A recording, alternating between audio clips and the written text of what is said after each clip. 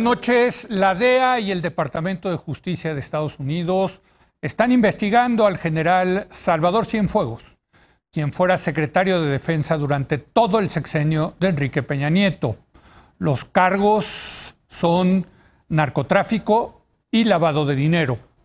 El presidente López Obrador anunció que solicitará información para conocer si hay más militares vinculados y, de ser así, abrirá una investigación en la Fiscalía General de la República. El presidente se autonombró vocero de este tema y le pidió al actual titular de la Sedena, Luis Crescencio Sandoval, que no haga declaraciones sobre este caso. Para debatir este tema, saludo a Carlos Bravo, regidor. Carlos, muy buenas noches. Muy buenas noches, Leo. ¿Cómo estás? Nos acompaña Lisa Sánchez, directora general de México Unido contra la Delincuencia. Lisa, muy buenas noches. ¿Cómo están? Muy buenas noches a todas y a todos. Y el historiador Ariel Rodríguez Curi. Ariel, muy buenas noches. Buenas noches, Leo. Déjame empezar contigo, Carlos. Muchas cosas que analizar. ¿Por dónde empezamos? Pues mira, no sé, Leo, yo lo divido de alguna manera en tres partes. Creo que está el hecho de la detención del general Cienfuegos en sí.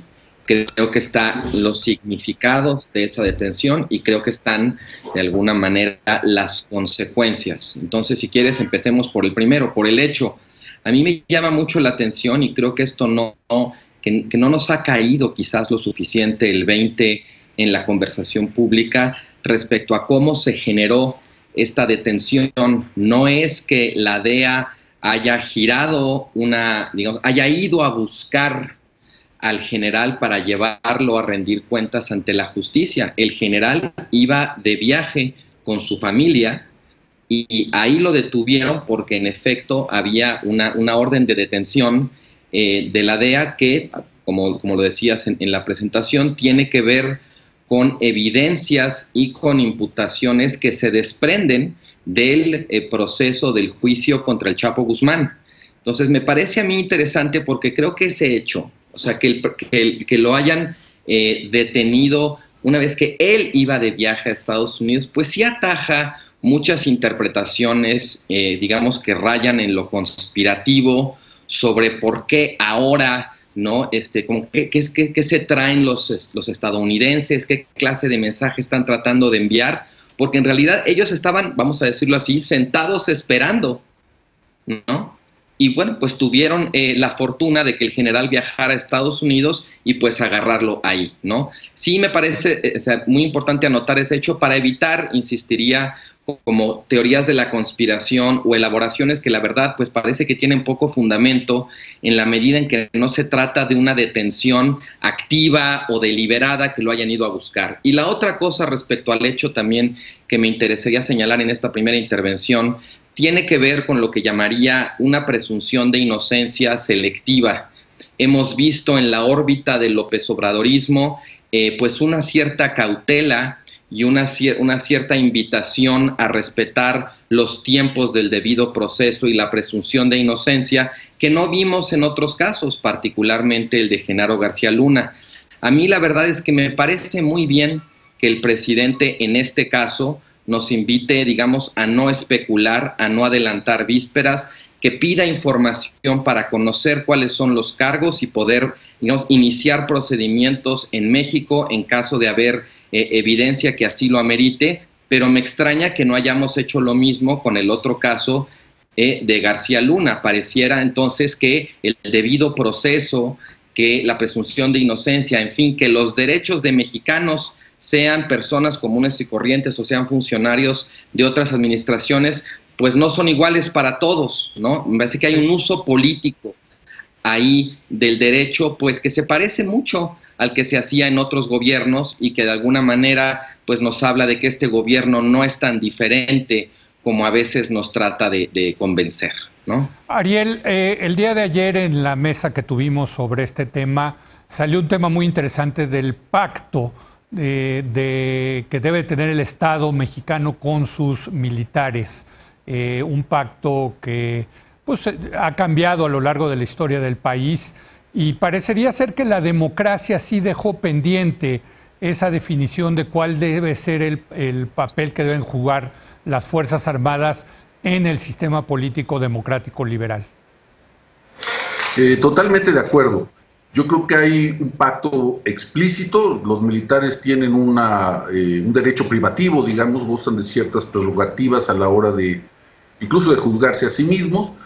Pero por otra parte, los mandatos de la realidad están ordenando que también sean transparentes y también entreguen cuentas. Yo diría que el arresto del general Cienfuegos es, en este sentido, el fin de la inocencia. Es decir, por un lado, ese mantra según el cual los militares están absolutamente al margen de la corrupción es falso, y es de sentido común decir que es falso, porque están abocados a una serie de actividades donde se pueden ser corrompidos como cualquier otro ciudadano mexicano, como cualquier otro ciudadano del mundo. Ese es un hecho. Pero el otro asunto es que tal vez estén cambiando las señales desde Estados Unidos. El arresto de un general que fue jefe del ejército, una apuesta política muy grande. Yo creo que hay dos pendientes que tienen que ser atajados por el gobierno de López Obrador urgentemente. Uno es el de la doctrina, es decir, ¿para qué sirven los soldados mexicanos en estas circunstancias específicas, en este tipo de relación bilateral con un monstruo como es Estados Unidos, que además es de pronóstico reservado? Yo creo que eso se tiene que volver a pensar. ¿Para qué sirven los militares en la situación actual?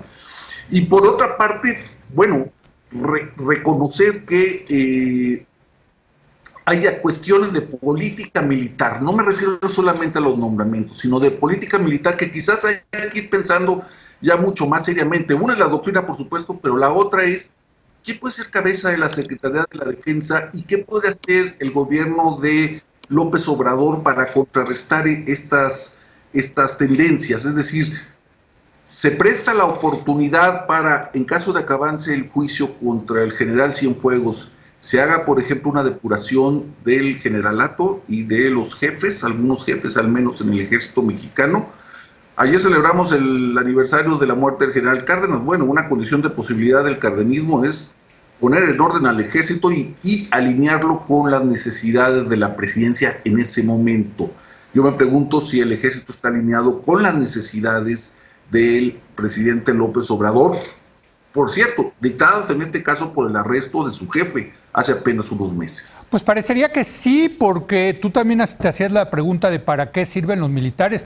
Bueno, en este sexenio, Lisa, sirven para todo, para construir aeropuertos, para construir tramos del Tren Maya, para distribuir medicinas, libros de texto, gasolina, para administrar los puertos y las aduanas, en fin.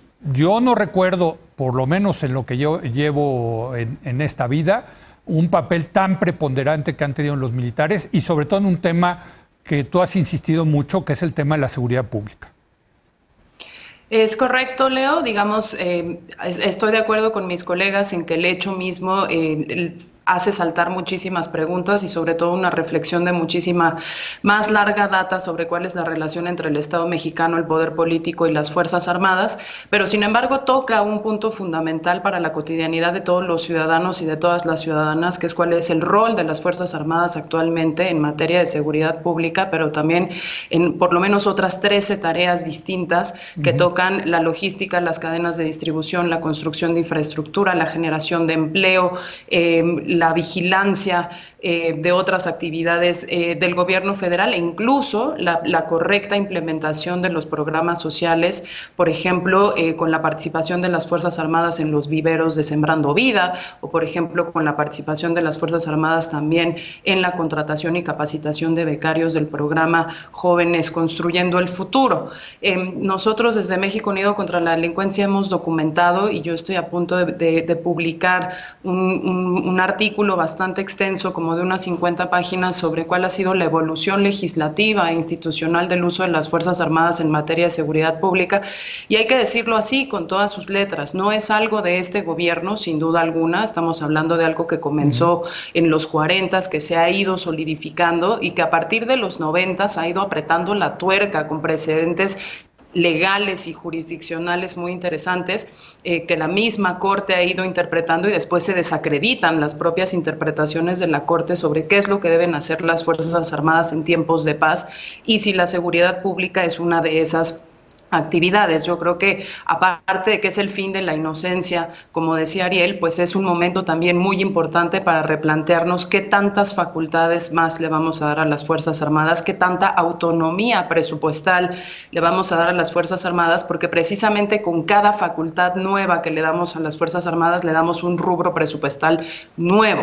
Justamente con el tema de la administración de los puertos, por ejemplo, las administraciones portuarias integrales, ahí venía un gran fideicomiso que se junta con una de las discusiones que estamos teniendo hoy en día ya fuera de la sede legislativa en un hotel de la calle de Reforma en la Ciudad de México. Pero bueno, cada vez más son bolsas de dinero y de dinero y de dinero que ya no dependen, y eso hay que decirlo también, de la asignación presupuestal que el propio gobierno federal le haga a la Sedena o a la CEMAR por las propias acciones o responsabilidades que tienen como corporaciones armadas de origen o ahora con la Guardia Nacional, ¿no? Nosotros hemos documentado por lo menos 19 funciones en lo que llamamos el Inventario Nacional de lo Militarizado, un proyecto en el que estamos colaborando con el CIDE Aguascalientes, pero además de eso, creo que sí es muy importante decirlo, pues el 100% de la seguridad pública de este país está ahí. Tan solo hay que ver el paquete económico 2021 que se está presentando, en donde uno de los subsidios municipales para la seguridad pública vienen absolutos ceros,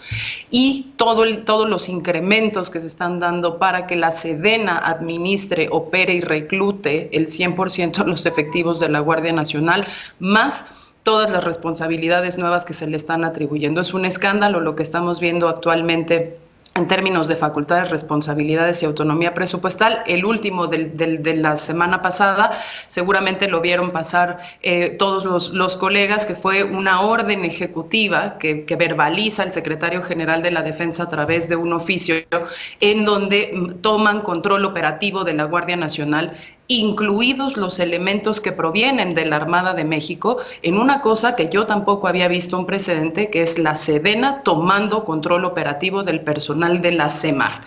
Entonces creo que sí es un momento muy importante para replantearnos la política de seguridad, para replantearnos las relaciones cívico-militares, para replantearnos el rol de las Fuerzas Armadas en el sistema político mexicano, pero sobre todo, Leo, yo creo, para solidificar y materializar las demandas de regulación, de fiscalización terciaria y de transparencia y rendición de cuentas de las Fuerzas Armadas. Un último dato, regresando un poco al arresto. ¿Quién es el personaje que está arrestado hoy en Estados Unidos? Pues es un personaje sobre el que pesan por lo menos 22 recomendaciones de la Comisión Nacional de Derechos Humanos que tienen que ver con encubrimiento de las Fuerzas Armadas, digamos, como institución, sobre operaciones militares de Tlatlaya, de Ayotzinapa y de un montón de otros operativos fallidos en los que civiles fueron ejecutados extrajudicialmente, torturados o desaparecidos. 19 funciones, Carlos, documentadas que le han dado al Ejército y a la Marina, a las Fuerzas Armadas, y dice Ariel, es el fin de la inocencia. ¿Qué hacer entonces en ese sentido con una presencia cada vez mayor, con la militarización en muchos sentidos de la vida pública del país, pero al mismo tiempo en esta época del fin de la inocencia? Carlos. Mira, sí, yo creo que es muy interesante porque de alguna manera obliga al gobierno del presidente López Obrador a hacer un alto en el camino. La verdad es que el proceso de militarización, digamos, en marcha desde hace muchos años, pero que de alguna manera se ha redoblado desde que este gobierno tomó posesión, no solamente en la cuestión de la seguridad pública, sino como ya bien anticipaba Lisa, pues en otro tipo de responsabilidades y encargos, que la verdad nunca ha habido un argumento, ni siquiera creo un intento de persuadir a la opinión pública sobre por qué es una buena idea hacer eso. Me parece que, bueno, desde luego, este arresto o esta detención, pues echa por tierra el mito de que convenía, digamos, multiplicar los encargos de las Fuerzas Armadas en la medida de que eran incorruptibles, ¿no? Pues sí, desde luego es muy difícil sostener esa aseveración cuando pesan sobre un secretario de la Defensa que además tenía una larguísima trayectoria dentro de las Fuerzas Armadas, cuando pesan acusaciones como las que están pesando en este momento, a reserva, insisto, de que haya un veredicto de un jurado en Estados Unidos. Yo creo que en efecto hay algo muy extraño, y esto no me cansaré de repetirlo, en que el gobierno con la mayor legitimidad democrática probablemente en la historia de México, un gobierno que llega con una mayoría absoluta y con mayorías en ambas cámaras, que tiene todo el respaldo ciudadano que no ha tenido ningún otro gobierno, pues recurre a un gesto muy contraintuitivo de recargarse en el ejército, como si no le bastara con esa extraordinaria legitimidad democrática que le dieron las urnas. Me parece que ese puede ser un comentario sobre el estado de la democracia en México, o también un comentario sobre las debilidades institucionales, financieras, e incluso hablaría de la debilidad en términos de presencia territorial del Estado mexicano, y quizás sea esa una de las respuestas por las cuales López Obrador, quizás es la respuesta, podemos decir, más estratégica, ha tratado de recargarse tanto en el ejército como un instrumento para recuperar presencia territorial en México, pero que no deja de ser extraordinariamente problemático. Los ejércitos no suelen ser ese tipo de instrumentos en regímenes democráticos, al contrario. Y eso, pues, desde luego que sí genera cierta sensación de extrañeza ver no solamente que se use de esa manera el ejército, sino también como una agencia multiusos, digamos, a capricho del presidente, que no nada más desnaturaliza su función, eso lo hemos discutido muchas veces, sino que además mete al ejército dentro del juego político, dentro del juego presupuestal, y pues en muchos sentidos lo politiza en dimensiones en las que es una cuestión muy delicada, en las que el ejército en realidad no debería estar metido, ¿no?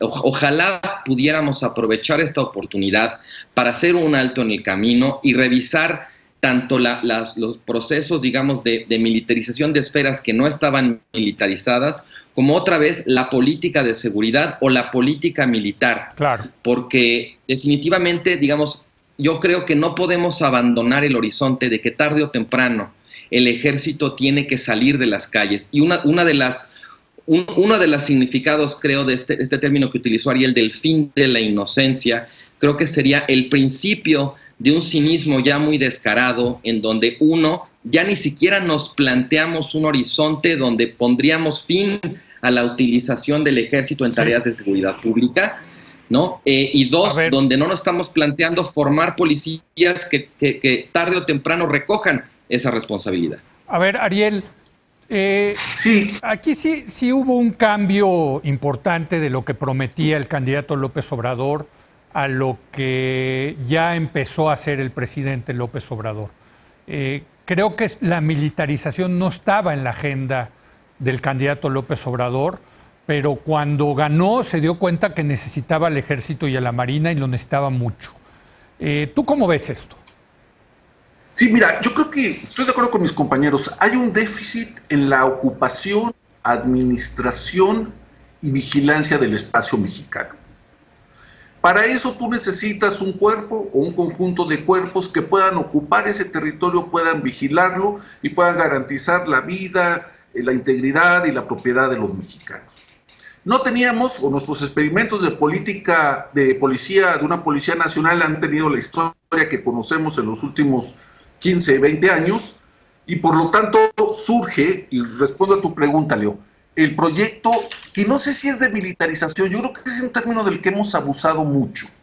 Lo que se requiere es una policía nacional, es decir, una policía con vocación territorial y que pueda hacerse cargo de los nodos, de los núcleos más delicados de los bienes públicos, por ejemplo, las empresas, los gasoductos, etcétera.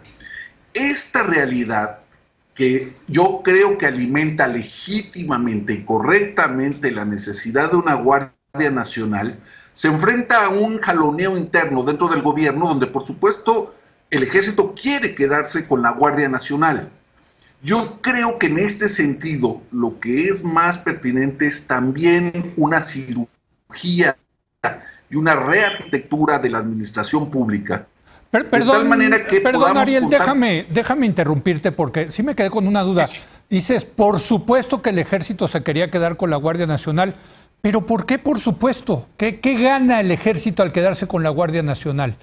Dinero. Bueno, gana presupuesto, gana influencia y además le es un tema de poder.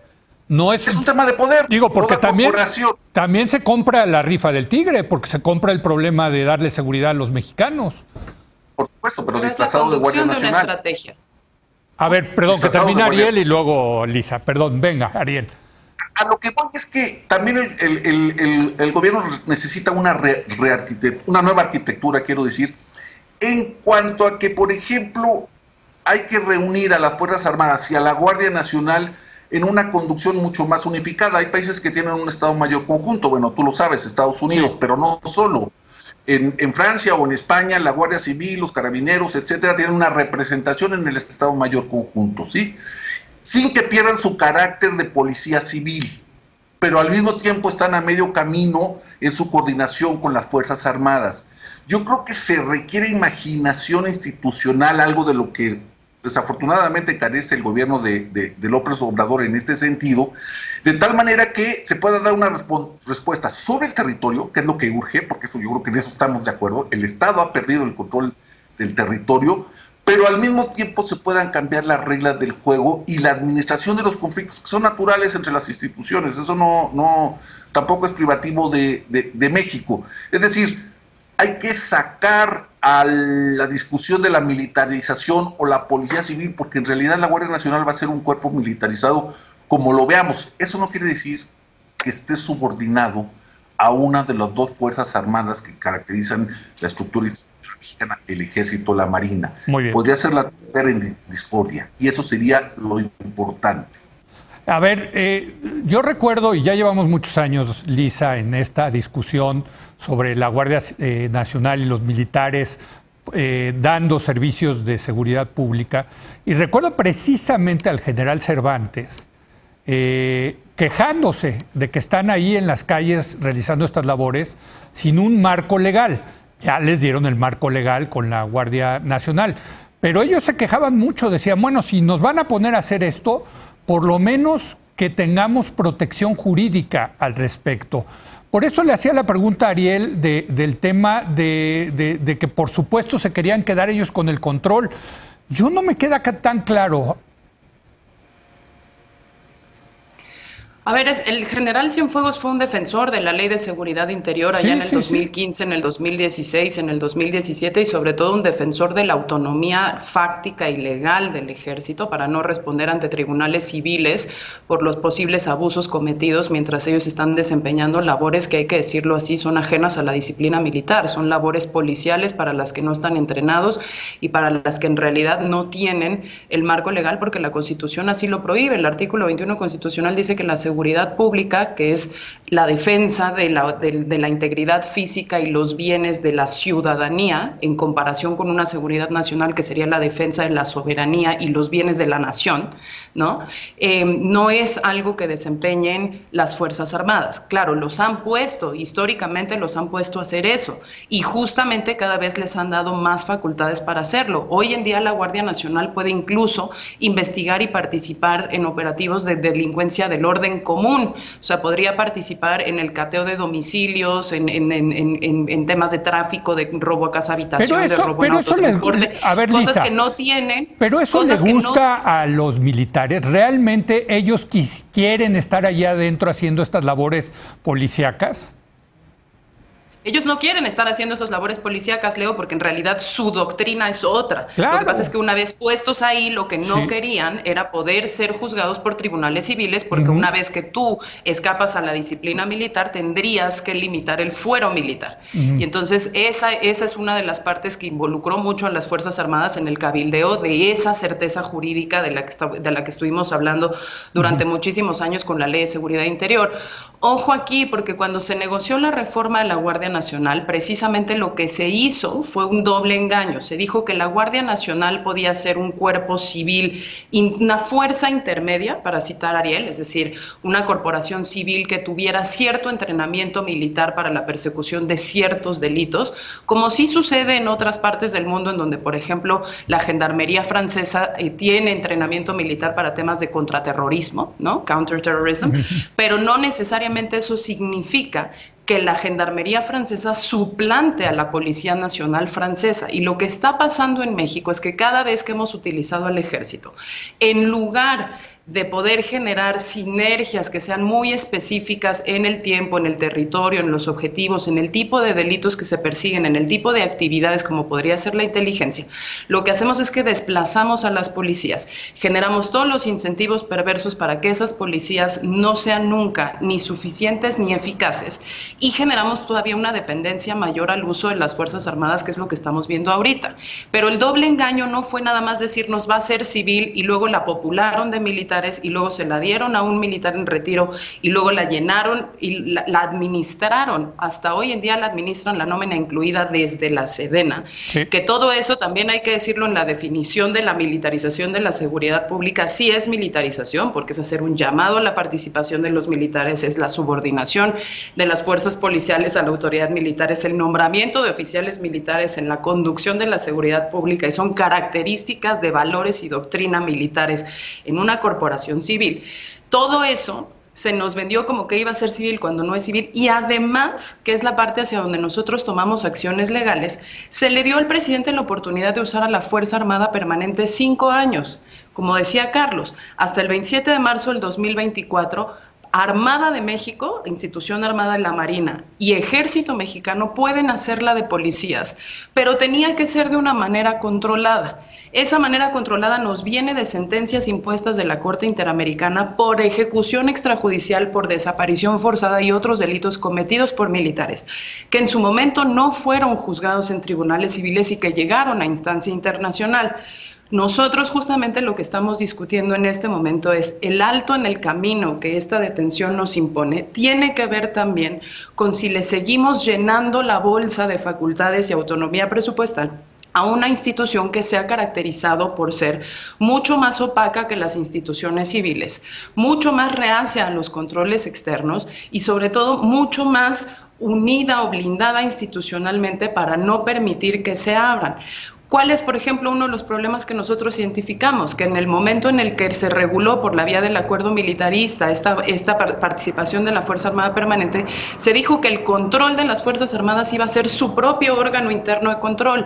Entonces son ellos actuando, ellos cometiendo potenciales abusos y ellos mismos investigándose como juez y parte sin tener nunca la participación de una fiscalía, como sí sucedió, por ejemplo, y recordarás con el pleitazo que se aventó el gobernador de Chihuahua con el presidente cuando la Guardia Nacional hiere a un civil y es la Fiscalía del Estado de Chihuahua la que entra a investigar a los militares. Sí. Entonces creo que esa es la discusión que tenemos que tener ahorita. ¿Cuál es el grado de transparencia y regulación que tenemos de unas Fuerzas Armadas que están en todo el territorio nacional, que ya no son operativos temporales sino operativos permanentes y que ya legalmente tienen las facultades de los civiles adentro de una corporación que es un cascarón, que es la Guardia Nacional, y además permiso para actuar de policía 5 años más. Y la verdad, una de las justificaciones de meter a los militares en el tema de seguridad pública y en otros temas es que, a diferencia de otras instituciones, no había corrupción en las Fuerzas Armadas.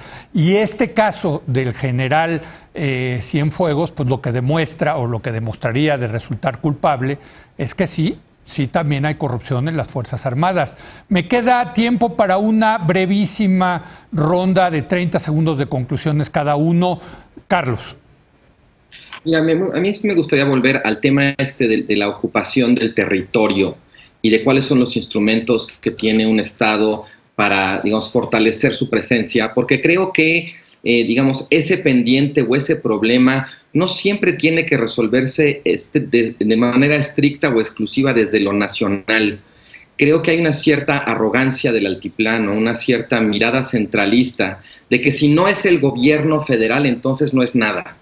Lo local es un reducto, como una rebaba, un sinónimo como o de abuso o de anarquía o de ambas. Y la verdad es que sabemos por las experiencias, por los experimentos más exitosos en materia de seguridad pública, todos esos experimentos y experiencias tienen el denominador común del arraigo local, de responder a condiciones, digamos, específicas, de reconocer las peculiaridades políticas, económicas, sociales de cada sitio específico. El control del territorio no tiene que ser necesariamente sinónimo de federalización de la presencia del Estado Nacional, ¿no? Y si hay un gobierno que ha apostado precisamente en la dirección contraria de lo local, que ha apostado por la centralización, es precisamente este gobierno. Y lo que está ocurriendo en este momento con la detención de Cienfuegos y el cuestionamiento respecto al ejército, tendría que conducirnos necesariamente a un replanteamiento de cuáles son los vehículos para fortalecer la presencia territorial del Estado mexicano y llevarnos a revalorar la importancia de lo local. Muy bien. Ariel, una breve conclusión, 30 segundos. Sí, difiero de mi amigo Carlos, es decir, yo creo que la seguridad tiene que ser un proyecto nacional, tiene que tener alcances nacionales por una serie de razones. Una es la cooptación de los intereses locales de la seguridad local. Eso lo hemos visto de manera reiterada. Mi punto es que tal vez la gran omisión de López Obrador, del gobierno de López Obrador, es no saber que la ocupación del territorio implica no solamente o la Guardia Nacional o el Ejército, por decir algo, sino implica también una serie de burocracias importantes, fundamentales, que también hacen lo suyo en términos de la conservación y de la seguridad. Desde los médicos hasta los maestros, hasta las burocracias que ahora no gozan de mucho, a veces no gozan de respeto en el gobierno nacional, también son formas de ocupar el territorio. Me parece que esta cesión de facultades al ejército, para decirlo como decía Lisa, en pocas palabras, tiene que ver también con un no reconocimiento de que hay otros proyectos estatales que deben de ser desarrollados y que también tienen un impacto profundo sobre el territorio. Muy bien. Lisa, una breve conclusión, 30 segundos. Repensar justo la política de militarización. Creo que nosotros desde México Unido contra la Delincuencia tenemos dos agendas que durante 10 años hemos defendido y que se ponen al centro de esta discusión sobre la detención del general Cienfuegos. Una es el tema de la construcción de una seguridad ciudadana que cada vez dependa menos de la militarización de esta seguridad, y por el otro lado es una agenda de regulación legal de mercados de drogas, porque claramente el mercado negro tiene un poder corruptor que es capaz de llegar hasta las más altas esferas de todas las instituciones civiles o castrenses. Y al final de eso, pues una reflexión muy rápida sobre también replanteemos el tipo de cooperación en seguridad que queremos con los Estados Unidos, construyamos las instituciones y las fiscalías civiles que requieren investigar los delitos cometidos por todos los servidores públicos, incluidos los militares, acá, sobre todo pensando que lo que necesitamos es tener un enfoque de justicia restaurativa para las víctimas de todos esos delitos y de todos esos casos de corrupción. Pues muchas gracias, Lisa Sánchez de México Unido contra la Delincuencia. Gracias, Lisa. Muchas gracias, Leo. Buenas noches. También agradezco a Ariel Rodríguez Curry. Gracias, Ariel. Muy buenas noches. Gracias, Leo. Gracias a todos. Y a Carlos Bravo, regidor, desde luego. Buenas noches. Gracias, Leo. Gracias, compañeros. Buenas noches. Gracias. Hacemos una breve pausa y vamos a platicar con Alejandro Cruz. Hubo elecciones este fin de semana en un par de estados de la República. Interesantes los resultados, ¿eh? Parecería que el PRI viene de regreso y vamos a ver las implicaciones que esto tiene para las elecciones del año que entra. Regresamos.